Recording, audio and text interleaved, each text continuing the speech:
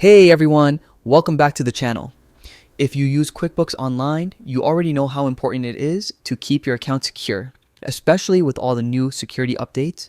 In today's quick and complete guide, I'll walk you through exactly how to change your QuickBooks password. Whether you're just updating it for safety or you've completely forgotten it, stick around till the end so you don't miss a crucial step that ensures your password actually updates properly. Let's dive in. First things first. Open your browser and head over to the QuickBooks website. At the top right corner, click on Sign In. Now, enter your email address and your current password. If you can't remember your password, don't worry.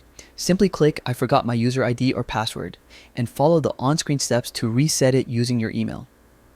Once you've successfully logged in, look at the top right corner again and click on your profile photo or icon. From the drop-down menu, choose Manage Your Intuit account.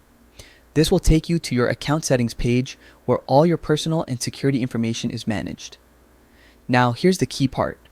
In the settings menu, click on Sign In and Security. Then select Change Password. You'll be asked to enter your current password first and then type in your new password. Make sure it's strong. Combine uppercase and lowercase letters, numbers, and at least one symbol. Then re-enter it to confirm.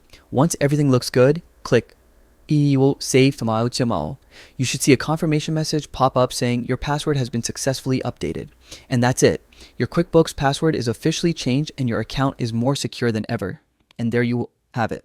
That's how you change your QuickBooks password in just a few minutes. If you found this guide helpful, don't forget to hit that like button, subscribe for more QuickBooks and business tech tutorials, and drop a comment if you ran into any issues. I'll be happy to help. Thanks for watching, and I'll see you in the next one.